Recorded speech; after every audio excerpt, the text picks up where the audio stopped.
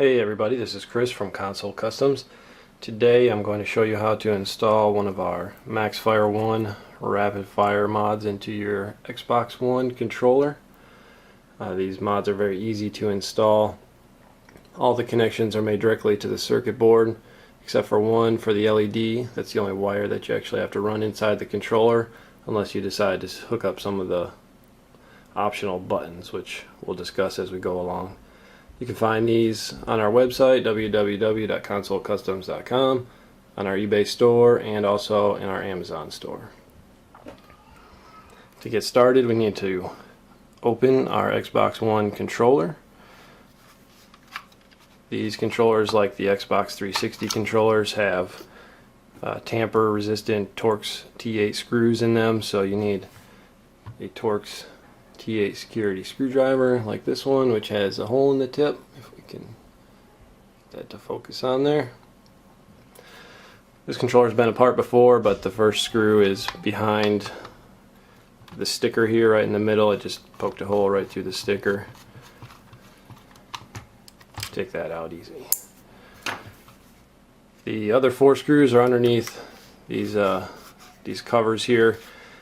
Now there's a lot of ways to get these off, but most people don't have pry bars, so the easiest way is just to get in this crack either on the inside or outside edge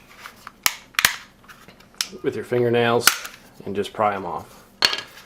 It probably sounds like it's going to break, but they're pretty tough. So alright, with those out of the way, we can see our other two screws here up top and two more on the bottom. We'll just quickly get those out.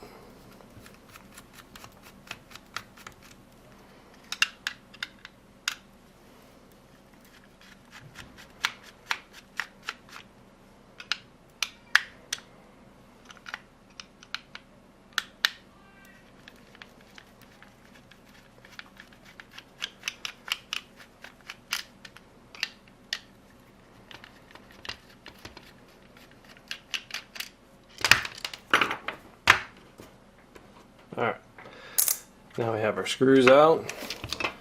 The back and the front of the shell just come off real easy, just like that. Set those out of the way.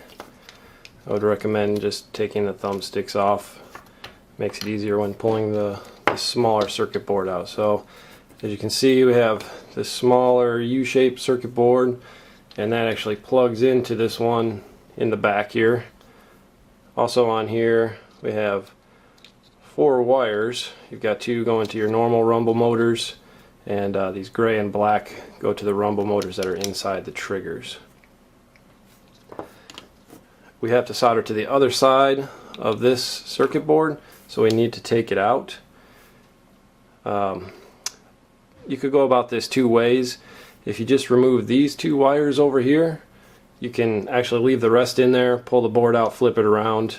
It's a little bit harder because everything's still together. So what I'm going to do is just remove all of the wires so we can pull the board all the way out.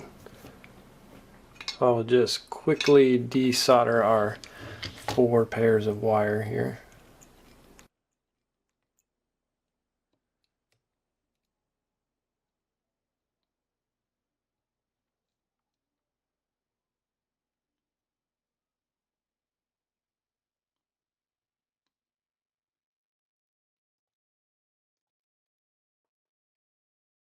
Okay, with all of our wires removed, we just now need to remove the 2 Torx T6 screws that hold this circuit board in place.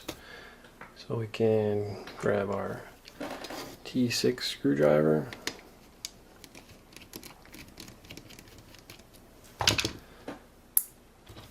pull these guys out.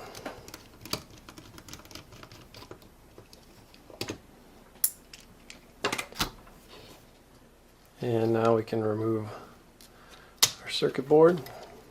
See, there's just 2 plugs that hold that in. Set the rest of that off to the side. This circuit board is the one that we need to work with. So as you can see, our circuit board just lays on top and all the connections line up right where they need to be. We solder several connections to the 2 plugs. There are 4 vias that we have to scrape and solder to. Those are the B, the right trigger, left trigger, and L3 or the left thumbstick click. We have to run one wire from this LED spot right here to the LED connection, which is actually on the other circuit board that this one plugs into. And finally the R3 connection, which solders right to that little capacitor right there. To get started with the vias, what we need to do is scrape that green coating off of the vias. So we can lay the board in there and see the ones that we need to scrape. And what we want to do is use something like a pocket knife with a curved tip on it. You don't want to use an X-Acto blade or something with a very sharp straight point, and definitely you do not want to stick it into a hole and twist. What can happen there is the copper is very thin and you can end up cutting through the copper, and then the button will no longer work. So we just need to look at the vias we need to scrape, and we'll just make some light passes across each one to get rid of that solder mask coating.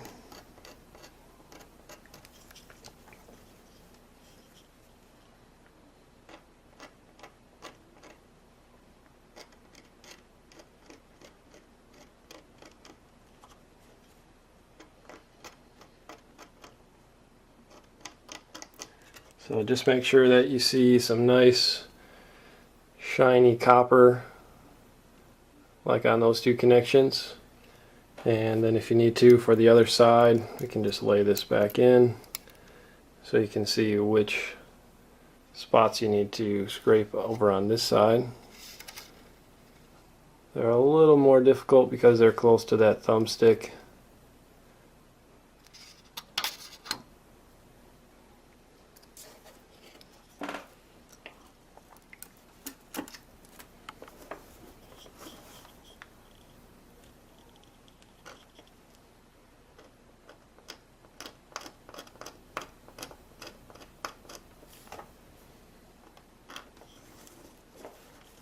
Try and turn that so you guys can see this a little better.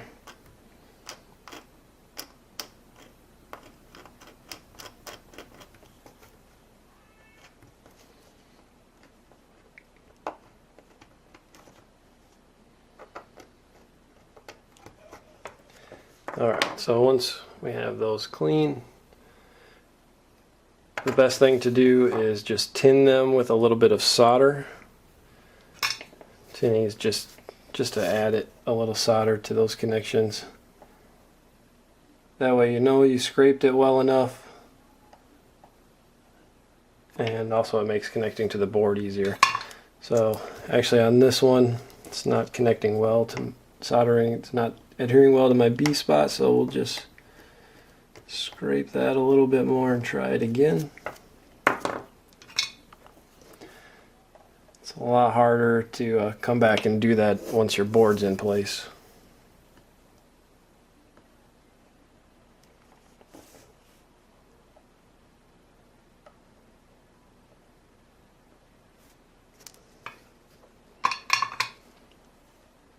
Okay, so now we have some nice bubbles of solder on those connections, and what we can do is lay our board back in, and we'll make those connections to those spots, which will also hold our board in place right where we need it.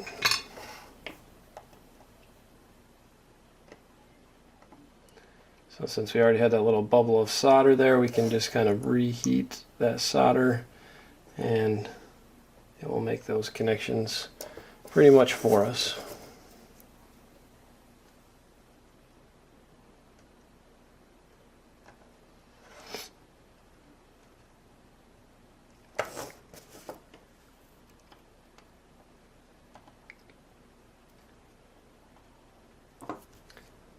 Alright, now that we have those connections completed, we can make the rest of our connections to these connectors, these plugs, and also our R3 connection up there. So we'll just start by going across these plugs and making those solder connections.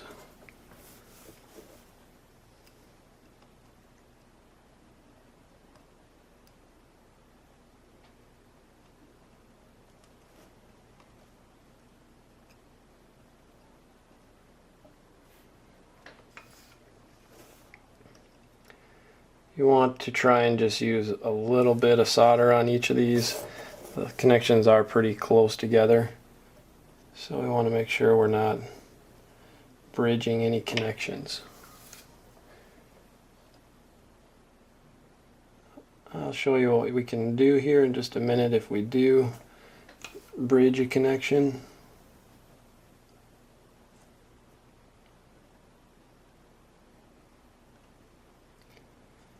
Alright, so we're about halfway done there. So all those connections on that plug are done.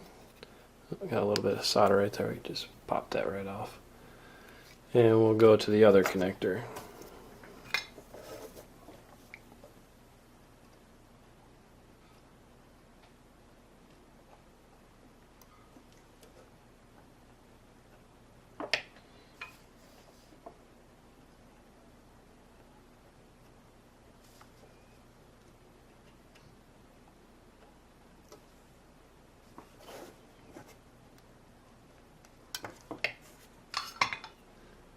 Okay, we've got the 3 bottom ones. We'll do the other side.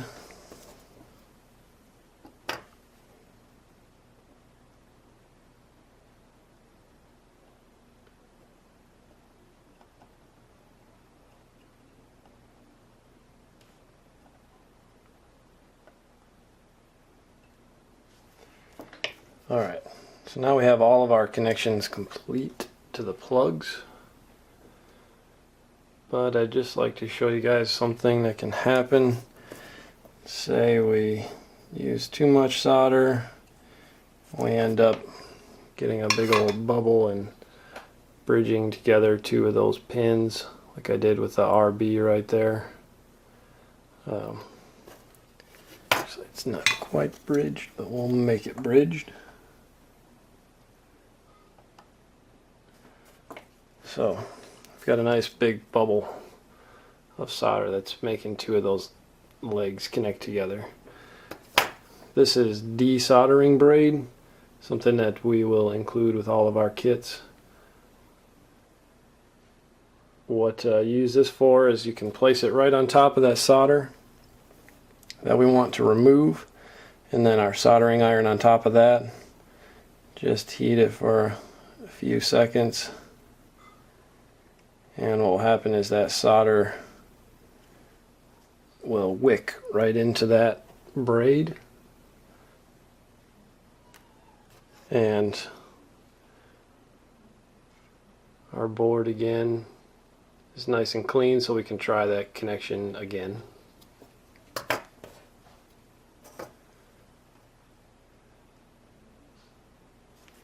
Alright. And finally, we just need to make this small connection down to our R3 to that little capacitor there. I just did. And you can see that's connected to the board.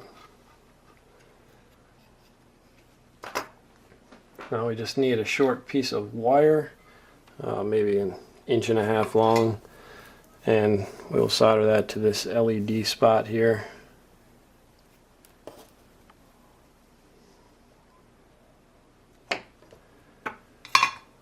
And now we can take the other half of our controller and we'll put this back.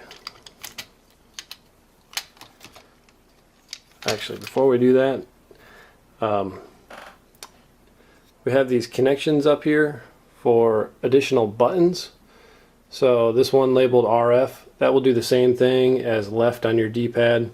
Right now, if we finish this installation, the way you would turn on rapid fire is double tapping left on the D-pad. You can install some wires to these 2 solder pads into a button, and that will work the same as left. So you could put a button on the back of your controller to turn rapid fire on and off. Same thing for turning on and off on and off other features like drop shot, things like that. The second connection here, the alternate connection, that it does the same thing as up on the D-pad. The up on the D-pad turns on and off different features. You would hold the up on the D-pad and click the left thumbstick to turn on your auto run, things like that. So that is where you would make that connection. These other two are some unique buttons. You could use a button to these two connections, one or both of these connections, and that allows you to add buttons to the back of the controller which can be mapped to any controller button. So you could map one of those buttons to A, so then when you just tap that button on the back of your controller, you have a jump button now on the back of your controller instead of having to take your thumb off the thumbstick and hit the actual A button. You have two of those buttons. They can be mapped independently to any of the controller buttons.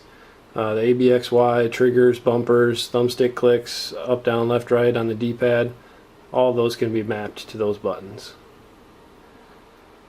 Alright, so we'll go ahead and put this back in our controller. Just line up our plugs and snap it down in there. And our final connection for the LED on this back circuit board needs to go to the top of that little black device right there, so we'll make that connection.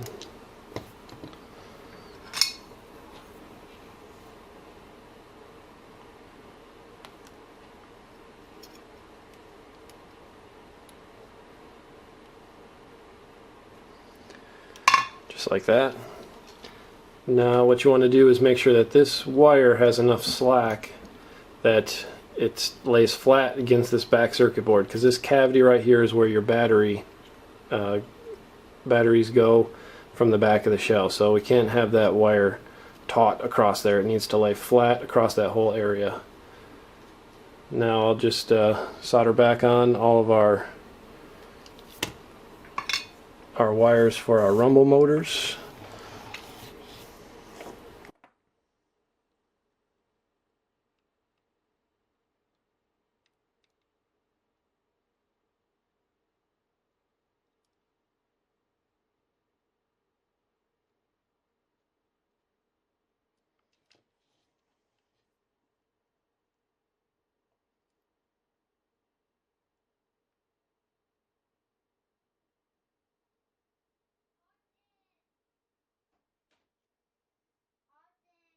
Austin, not in here. Close the door.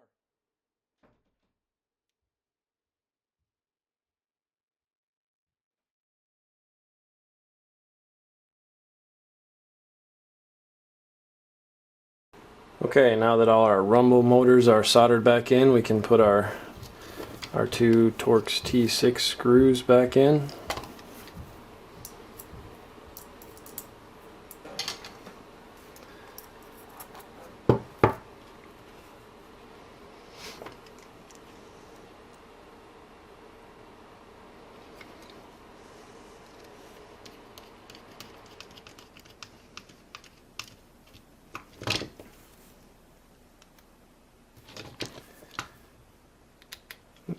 Looks like one of our wires came off for our rumble motor there.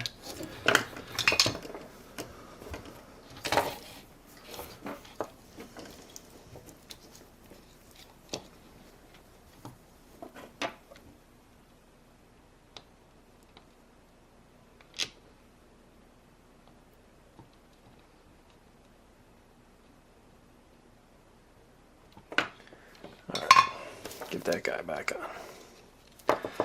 Now we can fold all these wires in, drop our rumble motors in their holders, put the thumbsticks back on.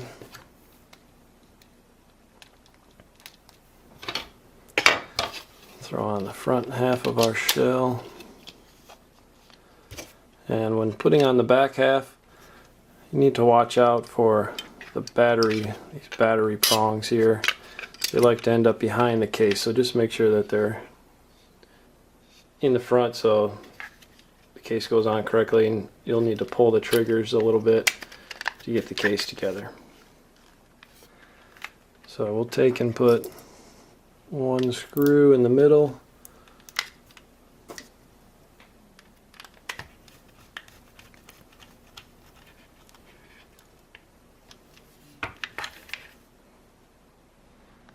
We can put our battery in, flip it over, turn it on. It's already connected, synced with our Xbox One, and we can just double tap left, which the LED is flashing, so that means it's working. We can test some other things. Hold left, tap B. See one flash to turn on drop shot, two flashes to turn it off. So now would just be to go do a full test with console and you're all set. If you have any questions, please give us a shout on our website, www.consolecustoms.com. Just click the Contact Us button. We will be happy to answer any questions that you have. We do also offer these at wholesale prices with certain minimum order quantities. So if you are a business or an individual looking to get into controller modding, please give us a shout and we can give you all the info that you need. Thank you.